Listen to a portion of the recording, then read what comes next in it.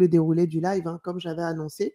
Là, on a introduit un petit peu, on a présenté Africamat. Donc, le live se fait en 2 parties. La première partie, qu'est-ce qu'un kémite? Donc, on va définir, hein, tous ensemble, ce qu'est un kémite. On va commencer par tonton Joss, ensuite tout le monde complétera, hein, que ce soit Afro, Wise Joe, ce qu'est un kémite. On va essayer de sortir une définition claire, simple, basique, mais très claire et très précise.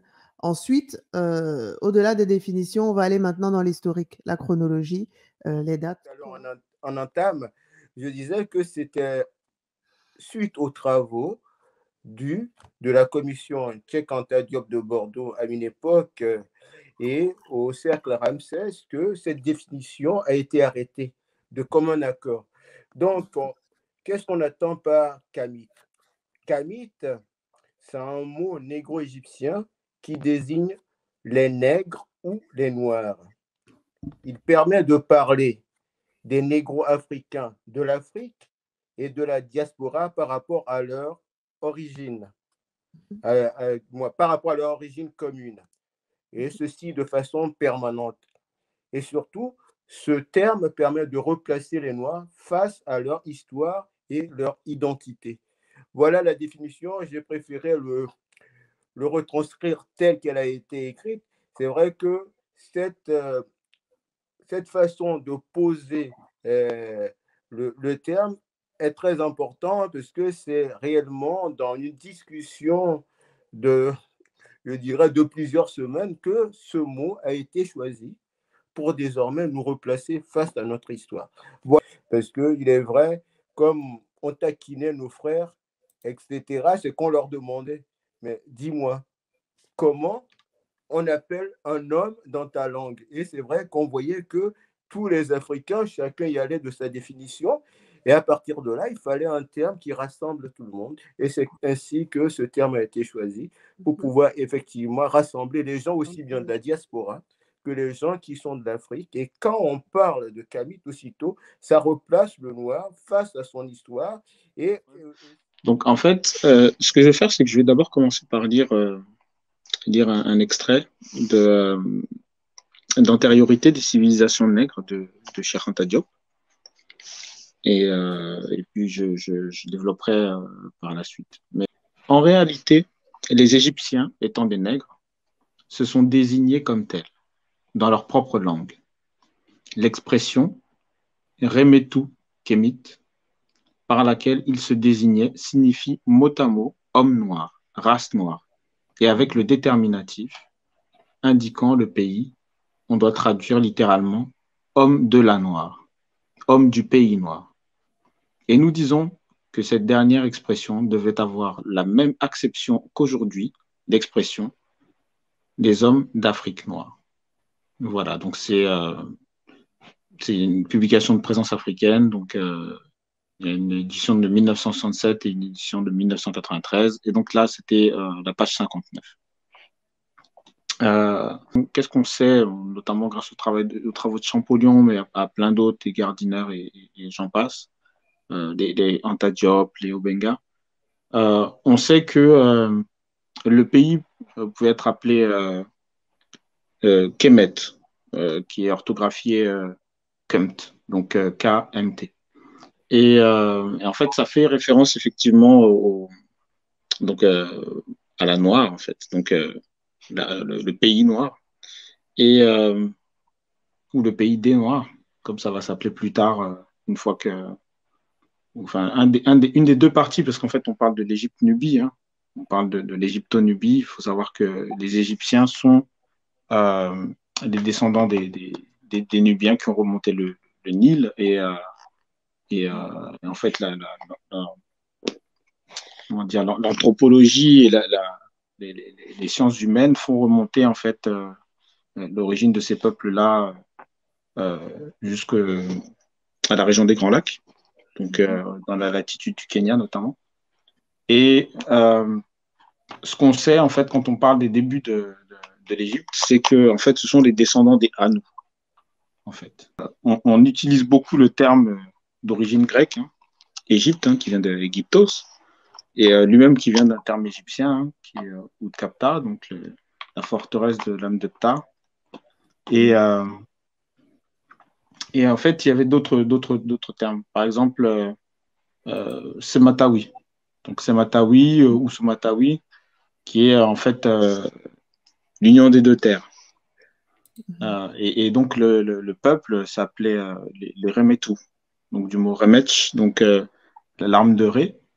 Et donc, le pluriel Remetou. Et on a Kemt ou Kemit ou Kamit, qui est un singulier. On va avoir Kemtiu pour le pluriel. Donc, c'est les Noirs. Et quand on disait Remetchou, c'est un petit peu, ça peut se traduire aussi par les hommes parfaits.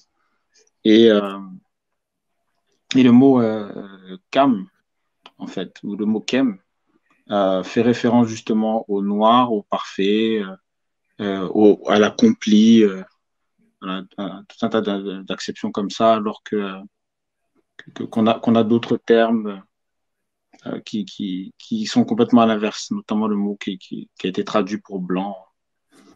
Donc voilà. Et pardon. Donc, ce qu'il en est, c'est qu'effectivement, ils se sont désignés par eux-mêmes. Ça, on le sait, on le trouve dans les hiéroglyphes, on le trouve dans les papyrus.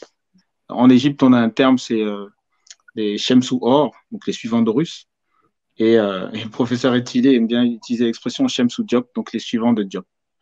Donc, pour expliquer justement qu'on fait un travail basé sur des documents, basé sur de la recherche et sur une approche scientifique.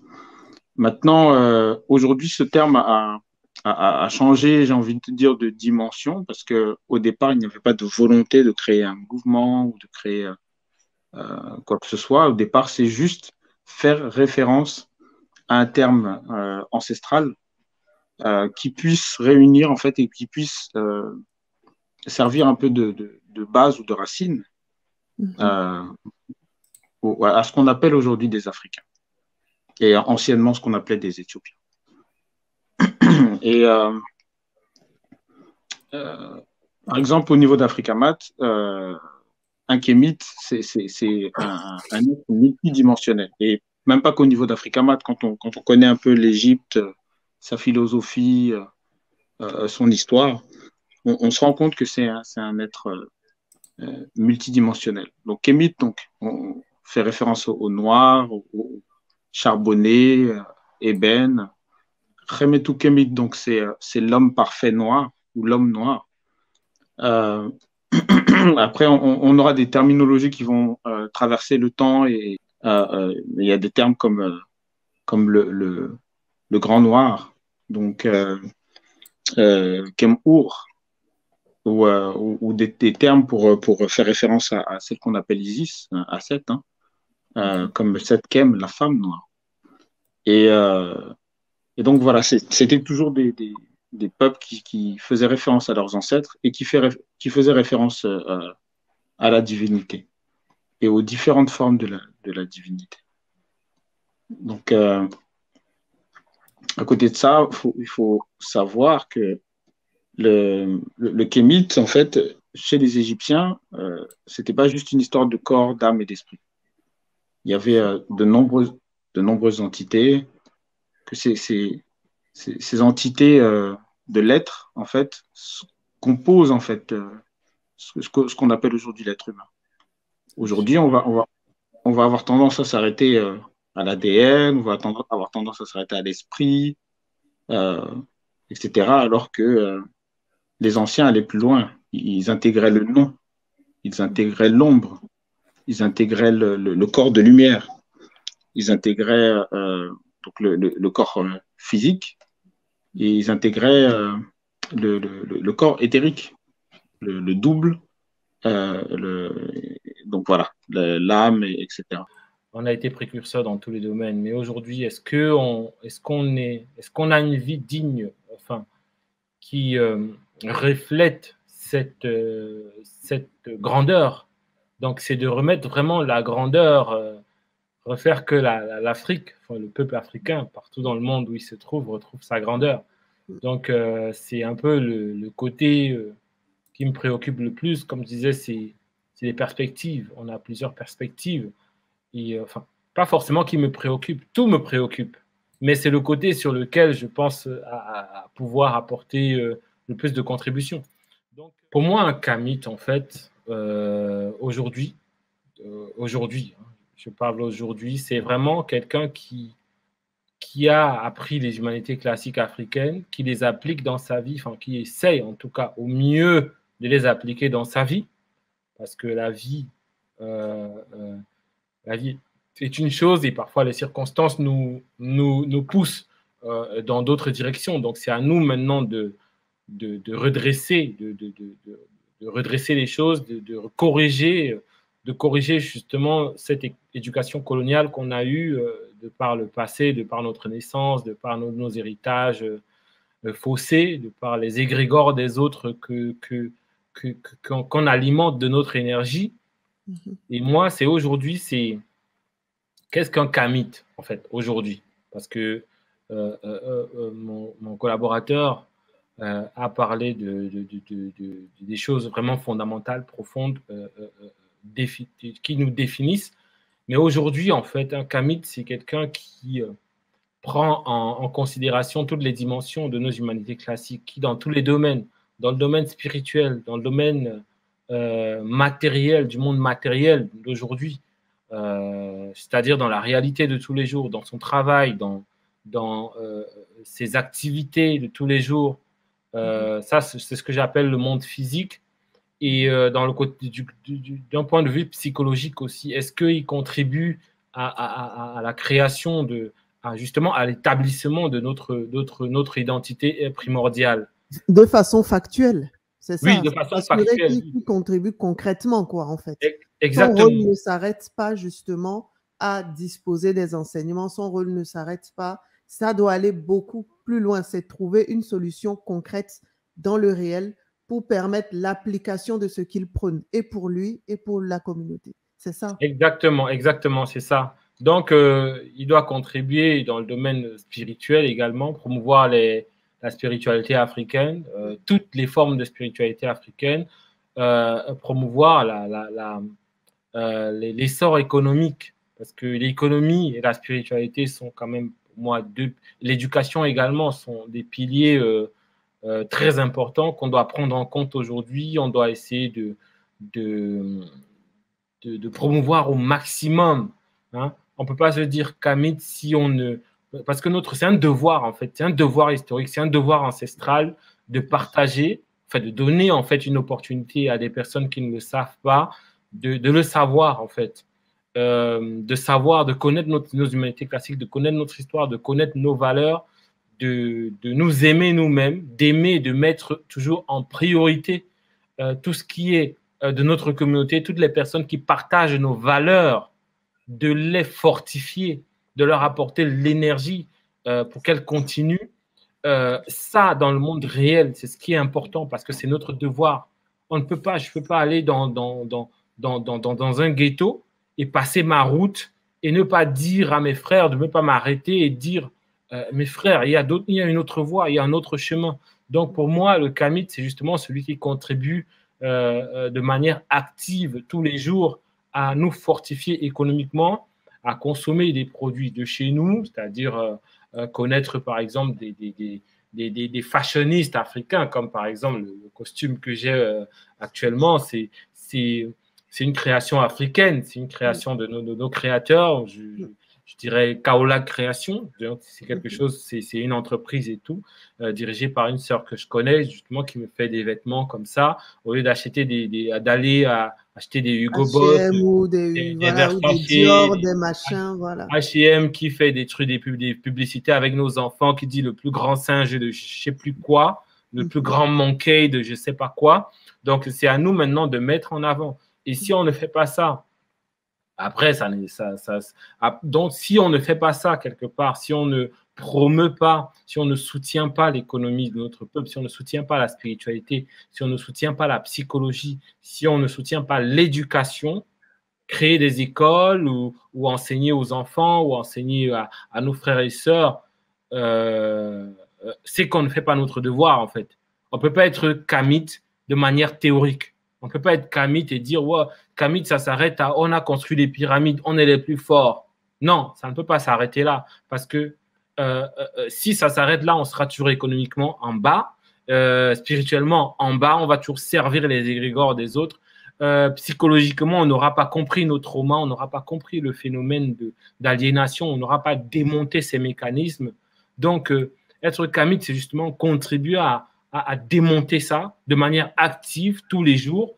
On ne peut pas rester sur sa couette, sous sa couette, au chaud. Hein? Excusez-moi, maintenant, je suis en mode offensif, là.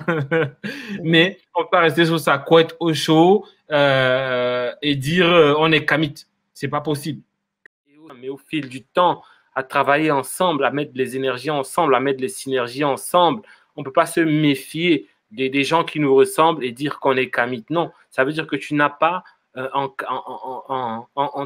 ton origine l'idéal. Tu ne trouves pas en ton origine la perfection. Tu ne t'aimes pas suffisamment pour dire que bah, tu vas... Non. Tu vas dépasser ça, quoi.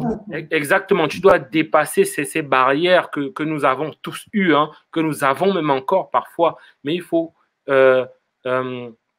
justement, c'est le fait de reconnaître, si tu ne reconnais pas tes limites, ça veut dire que tu fais un déni sur tes traumas, sur ton aliénation. Tu fais un déni dessus, mais il faut prendre en compte ça et dire que non, je ne suis pas forcément la personne la plus équilibrée parce que les personnes qui se disent, enfin moi, c'est une observation personnelle, hein, excusez-moi, ça n'engage que moi, les personnes qui se disent souvent les plus équilibrées, pour moi, sont les plus tarées, en fait, que j'ai rencontrées dans la communauté. Je suis désolé, parce que moi, j'ose aussi un franc-parler, parce que c'est des personnes qui pensent qu'elles sont arrivées, mais à partir du moment où tu penses que tu n'as plus rien à apprendre, que tu n'as plus de croissance à faire sur toi-même, c'est à partir de là que tu te déclines et que tu tombes. Voilà.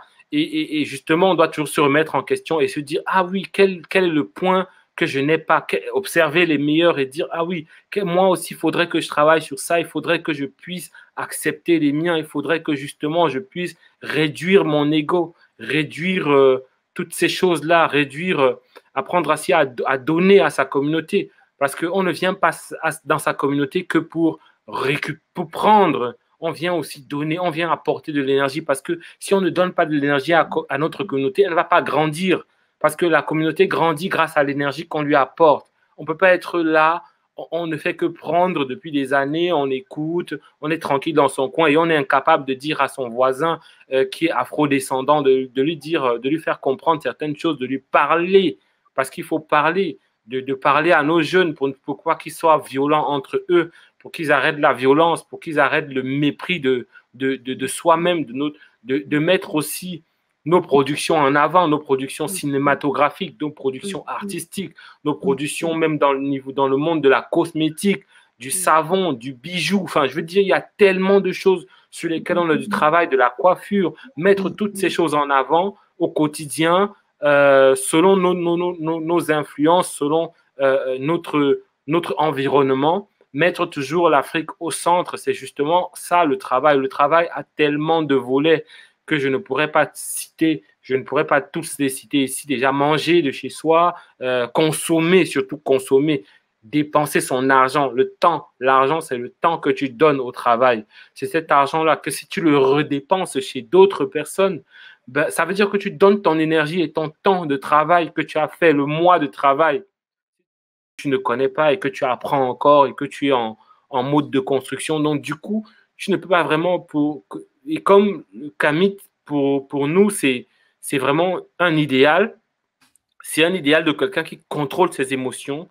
Je ne sais pas qui, et il y a le paradis. Non, c'est une notion où tous les jours, tu travailles à devenir la meilleure version de toi-même. Tu travailles à retrouver ta divinité. Et la divinité suppose une certaine pureté dans tes mœurs, dans ta vie de tous les jours. Mais quand tu te rends compte que tu as tellement de pollution à l'intérieur de toi et que tu as des réflexes, même parfois capitalistes, même parfois égoïstes, même parfois si, et qu'il faut travailler sur tout ça, et que tu vois l'ampleur du travail pour arriver à ce qu'on apprenait à l'école des mystères, c'est-à-dire la maîtrise spirituelle, la maîtrise de ses émotions, la maîtrise quand je dis émotions, ça veut dire les peurs, la maîtrise de la faiblesse, la maîtrise de la colère, la maîtrise de la jalousie, la maîtrise de l'ego, d'une volonté de se mettre au-dessus d'avoir la volonté d'écraser les autres pour se sentir meilleur, pour se sentir bien. Tous ces réflexes qui viennent justement d'une éducation colonialiste et parfois aussi capitaliste. Quand tu vois tout ce travail qu'il y a à faire, tu ne peux que te sentir en construction. Tu ne peux pas te sentir en complétion. Tu ne peux pas se sentir complet.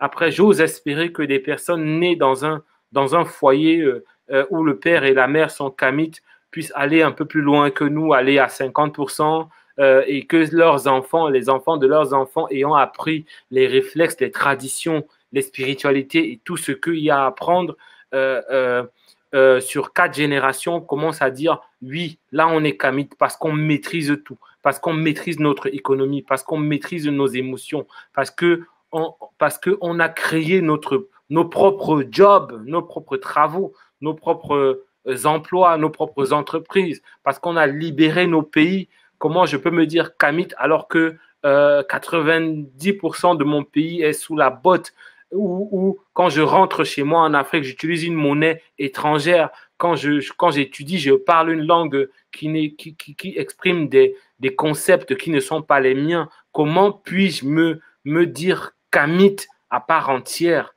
C'est un peu ça, en fait. C'est ça qui fait que nous soyons aussi réservés sur le terme de kamite.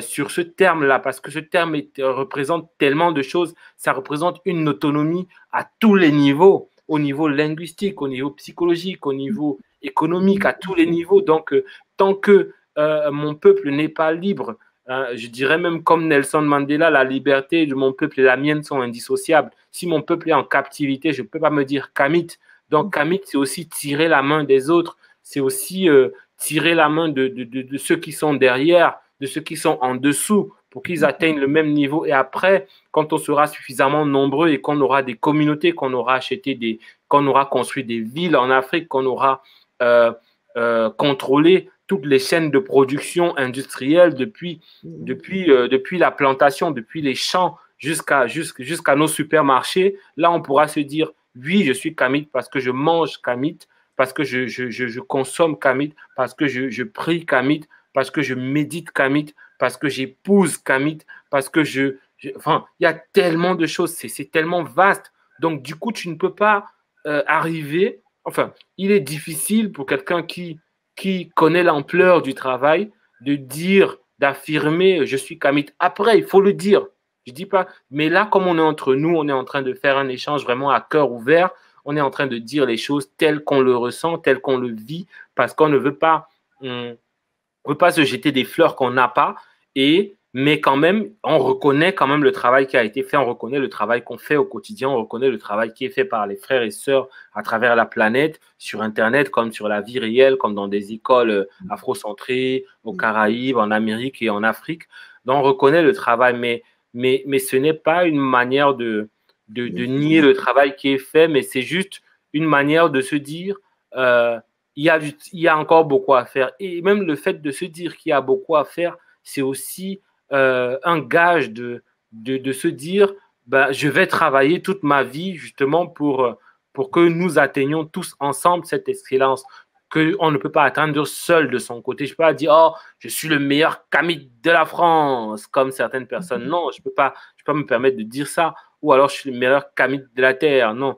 Et c'est justement cette...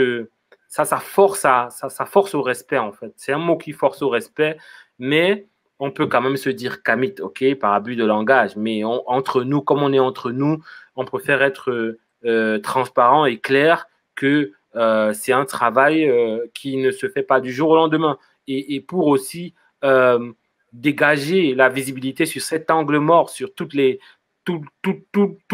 pans de la réalité qu'on n'a pas encore comblés. Parce qu'il y a du travail. Le chantier est lourd, on est en construction, mais la construction est aussi rapide parce que je vois vraiment de très bons signes qu'un jour, on aura certainement l'occasion d'en parler. Mais comme aujourd'hui, nous sommes sur ce terme kamite, il faudrait vraiment clarifier en fait Et comme je dis, c'est une question de perspective. Moi, c'est ma perspective à moi. Mais effectivement, comme je dis, pourquoi je parle de cas mitisants? Parce qu'il faut, l'une des premières choses, je pense qu'en tout cas, nous, au sein d'Africamat, on estime important, c'est l'honnêteté intellectuelle. Et il serait malhonnête de dire aux gens, oui, ça y est, il y a des cabis aboutis. Tant qu'on n'a pas, comme on a dit, nos ancêtres sont des bâtisseurs. Donc, tant qu'on n'a pas bâti, est-ce qu'on peut se dire bâtisseur? Nous, on estime qu'on est en train de construire quelque chose. On estime qu'on est en train de construire quelque chose, en tout cas de contribuer à construire quelque chose ou à reconstruire quelque chose. Donc, on parle souvent de renaissance africaine. C'est vraiment un processus en cours. Euh, parce que j'estime effectivement, et je rejoins Astio, qu'on a encore du travail. Un certain travail, ça demande une certaine humilité, parce que le but n'est pas de, comme le disait, je pense, Josdos et Astio, le but n'est pas juste de se glorifier. Oui, ça y est, j'ai retrouvé mes racines et je suis supérieur aux autres. Non, non, non, loin de là. Déjà, il faut grandir déjà. Il faut guérir déjà. Donc, bon, voilà, c'était notre façon d'exprimer la chose. Maintenant, je pense que. Et puis, c'est aussi une mise en garde, je pense. Parce que c'est une mise en garde pour la facilité. Et je pense que malheureusement, même les Africains, les Noirs, ou comme moi parfois je le dis, les grands Éthiopiens, parce que l'Afrique avant s'appelait l'Éthiopie, eh c'est aussi une mise en garde pour ne pas oublier on a énormément de travail à faire. Parce qu'on ne s'habille pas, vous le voyez bien, on ne s'habille pas forcément avec nos tissus. Ceux qui connaissent nos tissus, ceux qui connaissent le Bogolan notamment, savent que c'est un tissu qui soigne. Quand on parle de paradigme, on va jusque-là. On parle de la monnaie, on parle de la spiritualité, on parle de la langue, on parle de l'écriture, on parle de plein de choses. On parle de la façon de soigner. Les Nganga du Congo comment dire, les praticiens du Mali ou d'ailleurs. C'est de tout ça qu'il s'agit. Parce que jusqu'à aujourd'hui, il faut réhabiliter tout ça. C'est un véritable travail de réhabilitation à faire. Donc voilà, je ne vais pas être plus long puisqu'on on a quand même des gens qui veulent intervenir ou poser des questions. Donc, mais voilà, j'espère que j'ai été clair. Et enfin, j'espère qu'on a été clair.